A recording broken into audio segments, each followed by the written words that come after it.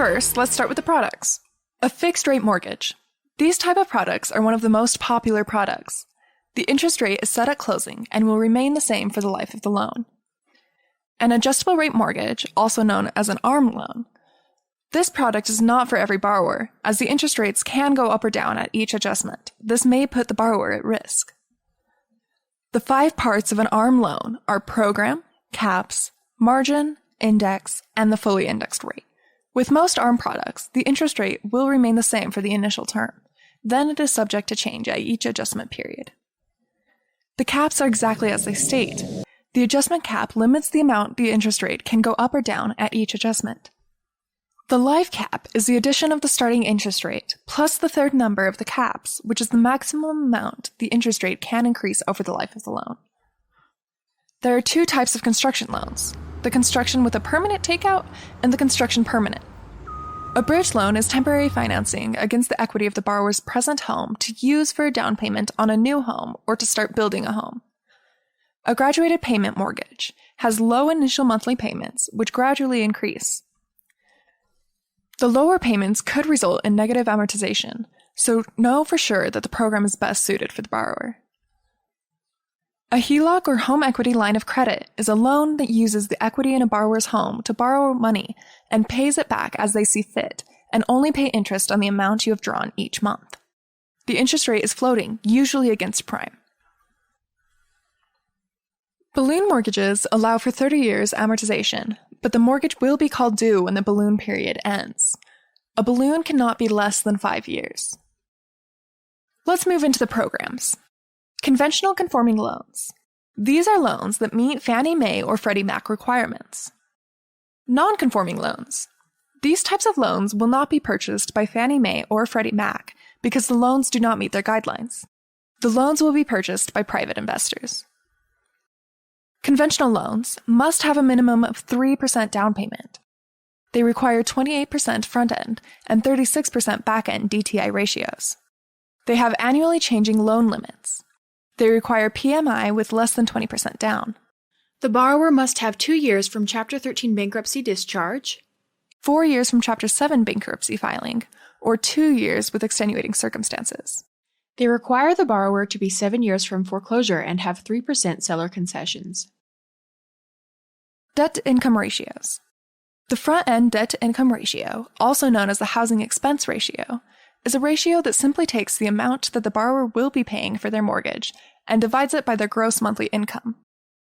The back-end debt-to-income ratio, or total expense ratio, is a ratio that takes all of the borrower's monthly liabilities plus the mortgage and divides them by their gross monthly income. Loan-to-value, or LTV, is another calculation made to determine whether a borrower qualifies for a property or not. Seller concessions. The seller will help the borrower with down payment, closing costs, or discount points. There are limits to each program. Private mortgage insurance allows borrowers to put less than 20% down. The premium is paid by the borrower, and PMI must be dropped to 78% LTV as required by the Homeowners Protection Act. FHA, Federal Housing Administration loans, are insured by the Federal Housing Administration. These loans require 3.5% down payment, have 31% front-end and 43% back-end DTI ratios. A minimum of 580 credit score is required. The borrower must have 2 years after Chapter 7 discharge and 1 year after Chapter 13 filing. The borrower must apply 3 years after foreclosure. They must have 6% maximum seller concessions. They are assumable. They require MIP and UFMIP.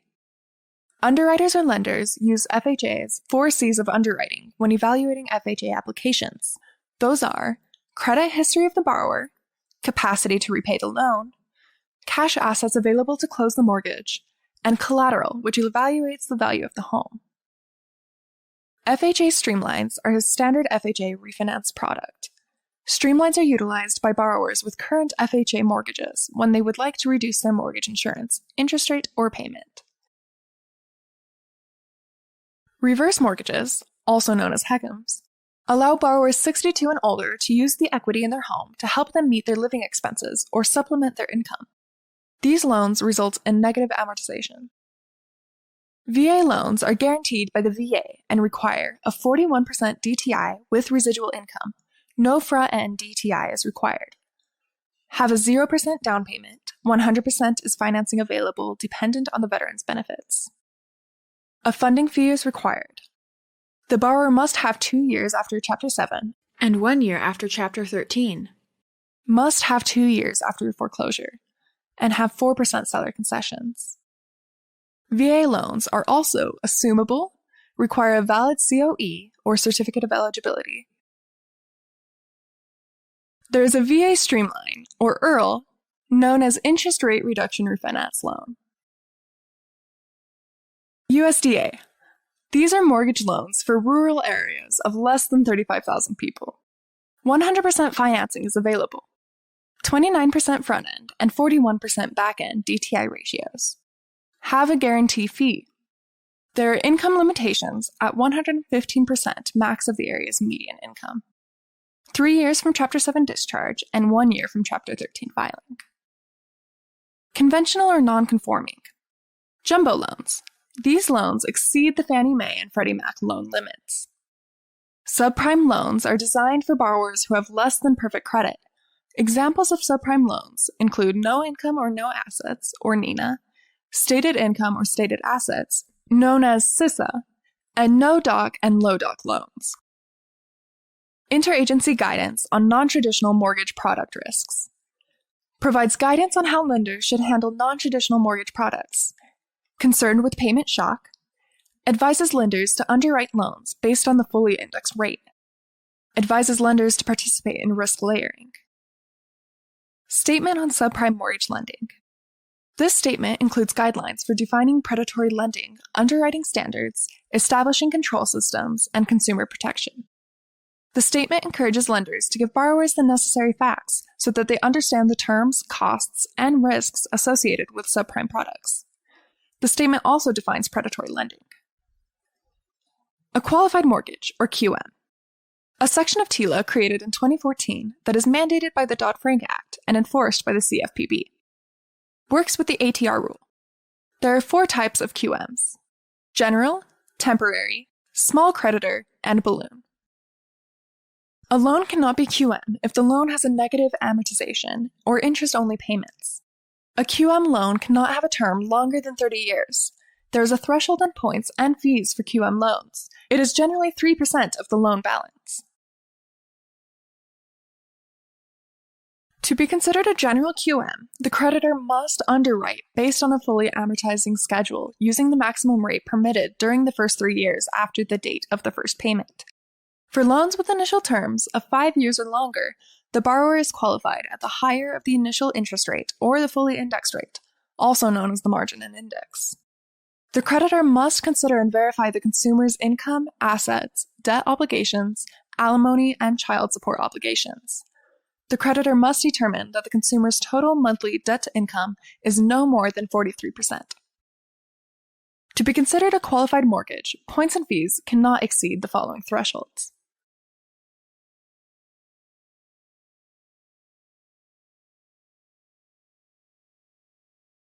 A non-qualified mortgage, or non-QM loan, is a loan that does not conform to the qualified mortgage rule. It also means that the loan is not accepted by government-sponsored entities like Fannie Mae or Freddie Mac. Ability to repay, or ATR, is already a section of TILA effective 2014, mandated by the Dodd-Frank Act and enforced by the CFPB. The ATR rule has 8 underwriting factors that creditors must consider and verify. Those 8 underwriting factors are 1. Current or reasonably expected income or assets, other than the value of the property that secures the loan, that the consumer will rely on to repay the loan. 2. Current employment status, if you rely on employment income when assessing the consumer's ability to repay. 3. The monthly mortgage payment for this loan. 4. The monthly payment on any simultaneous loan secured by the same property. 5. The monthly payment for property taxes and insurance that the lender requires the consumer to buy, and certain other costs related to the property, such as homeowners association fees or ground rent. 6. The borrower's debts, alimony, and child support obligations. 7. The monthly debt-to-income ratio or residual income. And 8, credit history. These 8 underwriting factors must also be verified using reasonably reliable third-party records. Examples of these records include W-2s or payroll statements. The Home Ownership Equity and Protection Act, or HOEPA, an amendment to TILA made in 1994. The Act protects consumers from predatory home loans associated with high-cost home loans. HOEPA is also known as Section 32 of Regulation Z, or TILA. HOEPA does not apply to reverse mortgages, construction loans, USDA loans, or loans originated by a housing finance agency. There are 3 tests to determine if a loan is high cost. 1, APR, 2, points and fees, and 3, prepayment penalty test. If the loan fails any of these 3 tests, it is considered a high-cost home loan. HOEPA requires additional and specific disclosure requirements, restricts terms on transactions, restricts fees and practices, adds additional ability to repay requirements, and requires pre-loan counseling for all high-cost home loans, a full appraisal, and escrows for the first 5 years. Higher-priced mortgage loans, HPML, or Section 35 of TILA, is a mortgage where APR exceeds the APOR for a comparable transaction by at least 1.5% for loans secured by the first lien loan, or 3.5% for a second lien loan. The escrow account is required for at least 5 years. When originating higher-priced mortgages, the creditor cannot 1. Rely on the collateral alone for repayment of the loan without considering the borrower's financial ability to make payments.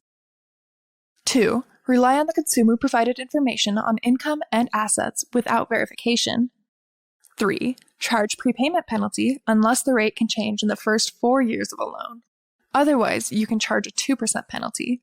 Or 4. The lender must escrow for at least the first 60 months of the loan. This is the end of the Chapter 2 review. Okay! Woo!